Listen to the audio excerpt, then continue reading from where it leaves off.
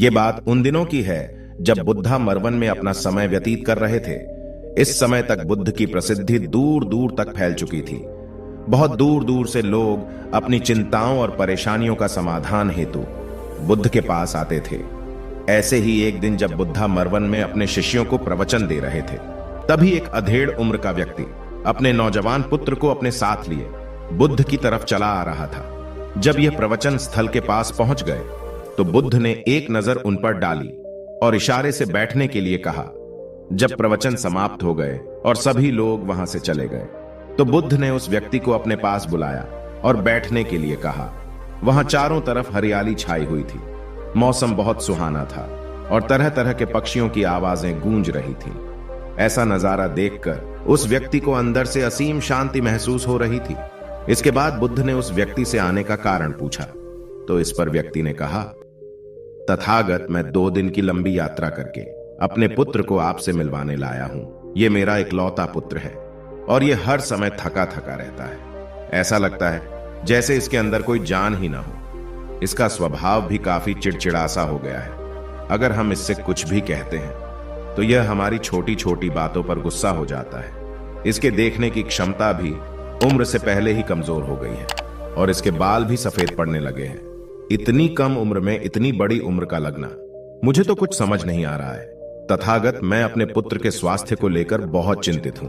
जब मैं अपने पुत्र को वेद जी के पास लेकर गया तो उन्होंने कुछ औषधि दी और कहा, अपने पुत्र को तनाव कम लेने के लिए कहो। वो अपने दिमाग में बहुत अधिक तनाव लेता है, इसलिए उसकी ऐसी हालत हो गई है। लेकिन मैंने उसको बहुत समझाने के बाद भी तनाव का मतलब समझ नहीं आया। मुझे नहीं पता कि तनाव होता क्या है, यह किन कारणों से आता है और उसे कैसे अपने पुत्र के दिमाग से निकालूं। लेकिन मुझे सबसे पहले तो यह समझना है कि तनाव होता क्या है। इसीलिए तथागत, मैं आपके पास आया हूं। कृपया आप मेरी समस्या का समाधान कीजिए। यह सुन बुद्ध उसके पुत्र को बड़े ध्यान से देखते हैं। उसके चेहरे को देखते हैं, उसकी आंखों को देखते हैं और फिर उसके हाथों की नब्ज को भी देखते हैं। यह सारी विधि करने के पश्चात बुद्ध उस व्यक्ति से कहते हैं कि तनाव लेना तो कोई नहीं चाहता, लेकिन फिर भी यह तनाव लोगों के दिमाग को दीमक की तरह पकड़ लेता है और व्यक्ति जान भी नहीं पाता है कि वह तनाव में जी रहा है। लेकिन अगर व्यक्ति तनाव के कारणों को अच्छे से समझ लेता है और तनाव के बारे में कोई ऐसा पैमाना बना लेता है जिससे वह जान सके कि वह कितने तनाव में है, तो वह इस समस्या का समाधान भी खोज सकता है। सबसे पहले तो तुम यह समझो कि तनाव होता क्या है। जब भी कोई व्यक्ति कोई काम कर रहा होता है लेकिन उसका मन कहीं दूर भटक रहा होता है, कल्पनाओं में होता है, तो उसके शरीर और मन के बीच एक दूरी पैदा हो जाती है। यह दूरी जितनी अधिक होगी, व्यक्ति उतनी ही ज्यादा बेहोशी की अवस्था में होता है और शरीर व मन के बीच की इसी दूरी और खिंचाव को तनाव कहा जाता है। आखिर कोई पसंदीदा खेल खेलने के बाद व्यक्ति चुस्ती और प्रसन्नता से क्यों भर जाता है, जबकि उसने तो अपने शरीर को थकाया है। लेकिन समझने वाली बात यह है कि खेलते समय मन और शरीर एक साथ पूरी तरह से उस खेल में केंद्रित होते हैं, जिससे शरीर और मन के बीच दूरी पैदा नहीं होती और कोई तनाव पैदा नहीं होता।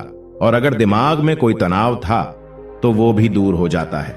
लेकिन इसके विपरीत, जब हम कोई ऐसा काम करते हैं जो हमें पसंद नहीं है, तो हमारा शरीर तो उस काम को कर रहा होता है, लेकिन हमारा मन कहीं दूर कल्पनाओं में भटक रहा होता है, जिससे शरीर और मन के बीच एक दूरी पैदा हो गई और तनाव ने जन्म ले लिया। इसीलिए व्यक्ति को एक समय पर सिर्फ एक ही काम करना चाहिए और अपने तन और मन की सारी शक्ति उसी एक काम पर लगा देनी चाहिए, जिससे व्यक्ति के अंदर तनाव पैदा ही ना हो। इसके बाद बुद्ध ने कहा, तनाव पैदा होने के मुख्य 8 कारण होते हैं और जिसने इन कारणों को समझ लिया वो जीवन भर तनाव मुक्त रह सकता है। मुख्य कारणों में सबसे पहला कारण है अति महत्वाकांक्षी होना। महत्वाकांक्षी होना अच्छी बात है, लेकिन क्या कभी आपने इस बात पर ध्यान दिया है कि इंसान के लक्ष्य कभी पूरे ही नहीं होते हैं। उसका एक लक्ष्य पूरा हुआ नहीं कि वह दूसरे की तरफ भागने लगता है, दूसरा पूरा हुआ तो तीसरे की तरफ, और इस तरीके से वो अपने लक्ष्यों को पाने के लिए जिंदगी भर गोल गोल घूमता रहता है। इसीलिए जो व्यक्ति अति महत्वाकांक्षी होता है, जिसने बड़े बड़े लक्ष्य बनाए होते हैं, वह वर्तमान में कभी रह नहीं पाता है। उसका मन सदैव भविष्य की योजनाएं बनाने में ही व्यस्त रहता है। उसका शरीर तो वर्तमान में रहता है, लेकिन मन भविष्य में ही रहता है। जिससे मन और शरीर के बीच दूरी पैदा हो जाती है और वह तनाव भरी जिंदगी जीने लगता है। बुद्ध के मुंह से यह बात सुन उस लड़के ने कहा, है बुद्ध, तो फिर इसका मतलब है कि हमें लक्ष्य नहीं बनाना चाहिए, क्योंकि लक्ष्य बनाना भी तो महत्वाकांक्षा ही है।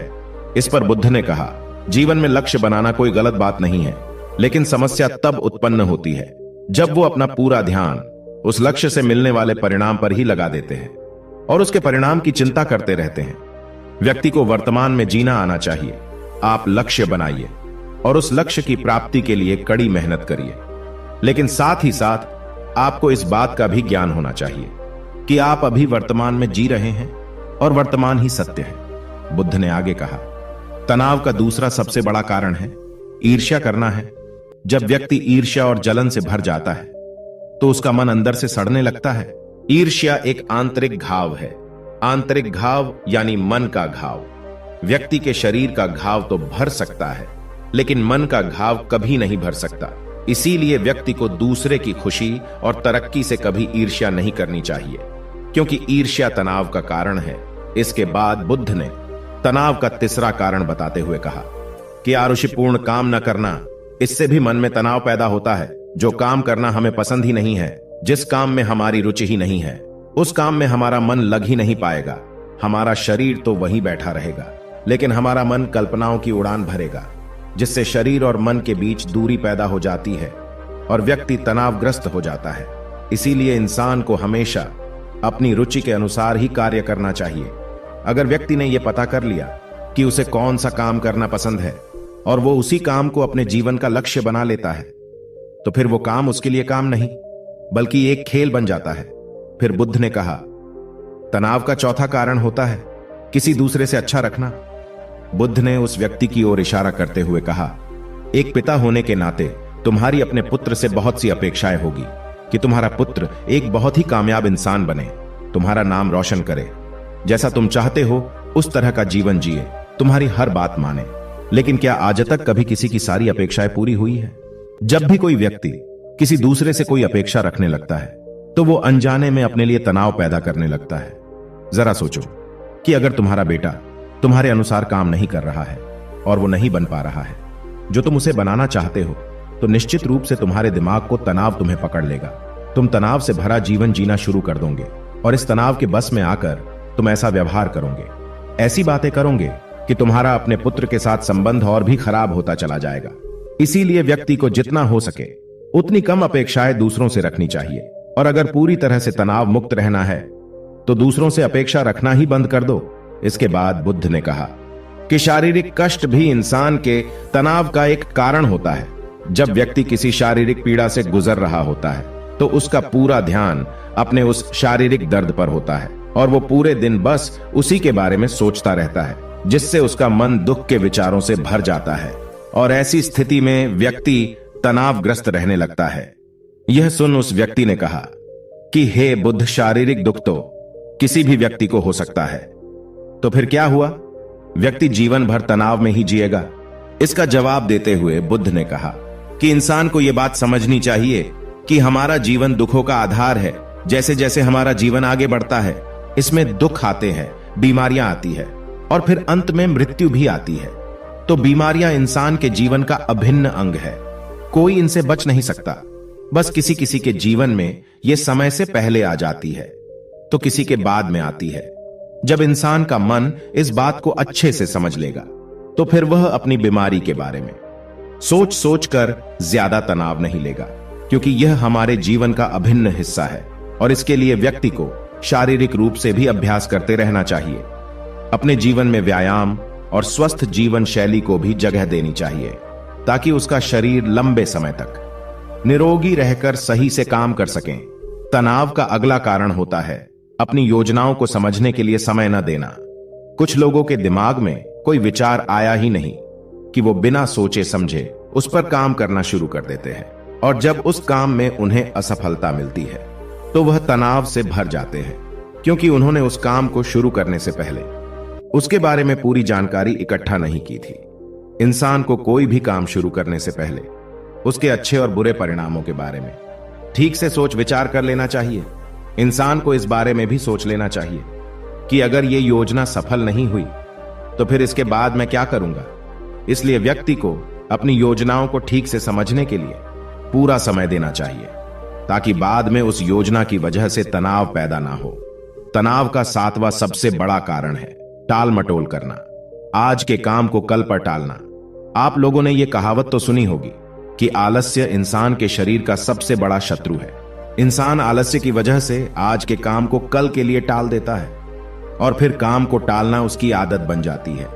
काम को कल पर टालने वाले व्यक्ति का काम कभी भी समय पर पूरा नहीं हो पाता है, और अगर किसी तरह से पूरा हो भी जाता है तो वह उतना अच्छा नहीं हो पाता है जितना अच्छा उसे किया जा सकता था, और फिर यह बात व्यक्ति के अंदर तनाव पैदा करती है। लेकिन काम को टालना या काम को एकदम अंत समय पर करना एक आदत है, इसीलिए व्यक्ति ना चाहते हुए भी बार बार अपनी इस आदत का शिकार बन जाता है और काम को टालता रहता है। और फिर जब काम की समय सीमा पास आ जाती है तो वह तनाव से भरकर काम को पूरा करने का प्रयास करता है। इसीलिए तनाव मुक्त रहने के लिए व्यक्ति को काम को टालने की आदत छोड़नी पड़ेगी, और यह तभी संभव है जब व्यक्ति काम को समय से पहले खत्म करने का निश्चय करे। सबसे आखिरी और सबसे प्रमुख कारण जो तनाव का होता है वो है ज्यादा सोचना। लगातार सोचते रहना भी एक बीमारी है, और यह उस व्यक्ति में सबसे ज्यादा पाई जाती है जो सिर्फ कल्पनाएं करता है, जो अतीत की घटनाओं और भविष्य की बातों के बारे में सोचता रहता है, जो बेवजह के अनुमान लगाता रहता है। इसीलिए व्यक्ति को ज्यादा सोचने की आदत पर लगाम लगाना चाहिए। इसके लिए जितना हो सके खुद को काम में व्यस्त रखना चाहिए, और हर दिन ध्यान का अभ्यास करने को अपने जीवन का हिस्सा बना लेना चाहिए। बुद्ध के मुंह से यह सारी बातें सुनकर उस व्यक्ति ने हाथ जोड़कर कहा, बुद्ध, मेरा पुत्र तो अभी मात्र 20 वर्ष का ही है और इसमें अभी इतनी समझ भी नहीं है कि यह आपकी बताई सारी बातों का एक साथ पालन कर सकें। आप कृपया करके तनाव मुक्त रहने का कोई आसान सा तरीका बता दें जिससे मेरा बेटा उसका अनुसरण भी कर सके और तनाव मुक्त भी रह सके। उस व्यक्ति की यह प्रार्थना सुन बुद्ध ने कुछ सोचते हुए जवाब दिया, अगर तुम इतनी सारी बातों का पालन नहीं कर सकते हैं तो इसके लिए एक बहुत ही आसान विधि है। तुम एक बार मैं एक काम को करने पर ध्यान लगाओ। जो भी काम कर रहे हो उस समय पर सिर्फ उसी काम को करो, सिर्फ उस पर ही अपना पूरा ध्यान लगाओ। और अगर तुम्हारा मन इधर उधर भटक जाता है तो जैसे ही तुम्हें याद आए उसे वापस फिर उसी काम में लगा दो। यह सबसे आसान और अच्छा तरीका है तनाव मुक्त रहने का। जब तुम भोजन करो तो उस समय सिर्फ भोजन ही करो, उसके पूरे स्वाद का आनंद लो, उसका अनुभव करो। जब चलो तब अपना पूरा ध्यान सिर्फ चलने में ही लगा दो। इससे तुम्हारा मन और तुम्हारा शरीर दोनों एक जगह पर केंद्रित रहेंगे, दोनों के बीच दूरी पैदा नहीं होगी जो कि तनाव का मुख्य कारण होती है। इसीलिए जहां तक संभव हो सके एक समय पर सिर्फ एक ही काम करने का प्रयास करें, वो भी पूरे ध्यान के साथ। दोस्तों, आशा करता हूं कि आपको इस कहानी से काफी कुछ सीखने को मिला होगा। धन्यवाद।